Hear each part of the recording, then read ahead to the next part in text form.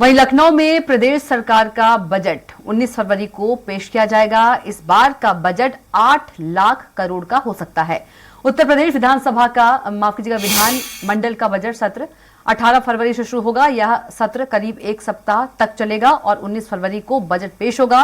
Cabinet के बाद deputy CM Brajesh Pathak ने कहा कि आज उत्तर प्रदेश कैबिनेट ने 11 प्रस्तावों पर मुहर लगा दी है। यूपी कैबिनेट की कल शाम को हुई बैठक में यूपी 112 परियोजना के तहत चरण के तहत वाहनों की खरीद के प्रस्ताव को मंजूरी प्रदान कर दी है।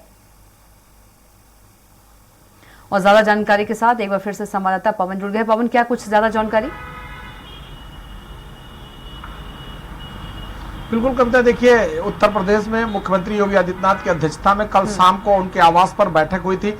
इस कैबिनेट बैठक में करीब 11 प्रस्तावों पर मोहर लगी है, जिसमें मुख्य रूप से सबसे बड़ी बात है कि ये जो इस बार बजट पेश होगा, सत्र चलेगा, या 18 तारीख से उत्तर प्रदेश विधानमंडल का सत्र चलेगा। इसमें सबसे मुख्य जो बिंदु है वह बजट का है और 18 से सत्र शुरू होगा और 19 को बजट पेश किया जाएगा। अभी तक का जो अनुमान है वो ऐसा माना जा रहा है कि करीब 8 लाख करोड़ का इस बार का उत्तर प्रदेश का बजट होगा।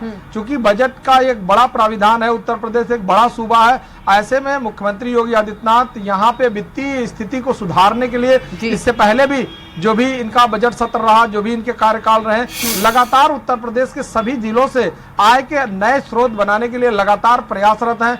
मुख्यमंत्री योगी आदित्यनाथ प्रधानमंत्री की जो मंशा भारत की $5 ट्रिलियन की है, उसमें उत्तर प्रदेश की जो सहभागिता है $1 ट्रिलियन करने के लिए लगातार ये तत्पर रहे। ऐसे में इस बार जो सत्र चलेगा उसमें इसका उत्तर प्रदेश का जो बजट है वो 8 लाख करोड़ का एक बड़ा आकार होगा। इससे लेकर के इस बैठक में इसका प्रस्ताव पारित किया गया है। इसके अलावा कुल 11 प्रस्तावों पर मोहर लगी है, जिसमें यहाँ संजय गांधी पीजीआई एक बड़ा मेडिकल संस्थान है, जिसमें जो निदेशक की नियुक्ति होती है इसकी आयु सीमा 65 वर्ष थी, अब उसे बढ़ाकर 68 वर्ष कर दिया गया है। इसके लिए राज्यपाल उत्तरदायी होंगे इसकी समय सीमा, आयु सीमा बढ़ाने के लिए। क्योंकि इससे पहले भी कई बार ऐसा आया कि बहुत सारे योग्य जो वहां पर निदेशक आते हैं और आयु सीमा कम होने की वजह से उन्हें जल्दी रिटायर कर दिया जाता है या हटाया जाता है। ऐसे में अब आने वाले समय में जो आयु सीमा है उसे बढ़ाकर 68 वर्ष कर दी गई है। तो अब जो भी कोई निदेशक यहाँ नियुक्त होगा उसकी जो अंतिम आयु सीमा हो गई वो 68 वर्ष होगी।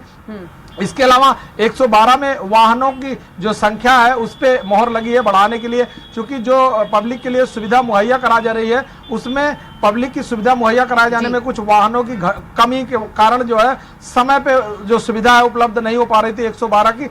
अब वो इस 112 की जो सुविधा है उसको बढ़ाने के लिए इस बजट में प्राविधान किया गया। उसमें चाहे वो छोटे वाहन हो, बड़े वाहन हो, सभी वाहनों की संख्या बढ़ाई जाएगी। इसकी स्पेशल बजट के लिए प्राविधान किया गया है। इसके अलावा करीब 9 और प्रस्ताव हैं जो अलग अलग डिपार्टमेंटों से हैं, जो जनता के हित के लिए हैं। मुख्यमंत्री योगी आदित्यनाथ ने इसे लेकर बाकी सभी मंत्रियों से सलाह मशविरा करके और उत्तर प्रदेश के बजट को बढ़ाया है।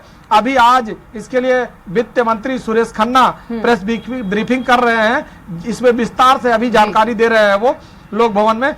लेकिन सबसे मुख्य बिंदु उसमें बजट का है, जो सत्र 18 फरवरी से चालू होगा या एक सप्ताह का बजट सत्र होगा इस बार। और इसमें 19 फरवरी को बजट पेश किया जाएगा, जिसमें पूरे उत्तर प्रदेश का बजट 8 लाख करोड़ होने की संभावना है। इसमें मुख्यमंत्री योगी आदित्यनाथ पूरे साल का बाकी डिपार्टमेंटों का जो बजट है उसका प्राविधान करते हैं और आने वाले समय में किस तरह से इसे खर्च किया जाएगा, किस तरह से अलग अलग डिपार्टमेंटों में किस तरह से कार्य नीति होगी, इन सभी चीजों पर विचार विमर्श करके फिर इस बजट का प्राविधान करके फिर खर्च किया जाता है। कविता, बिल्कुल पवन, महत्वपूर्ण जानकारी देने के लिए आपका बहुत ही धन्यवाद।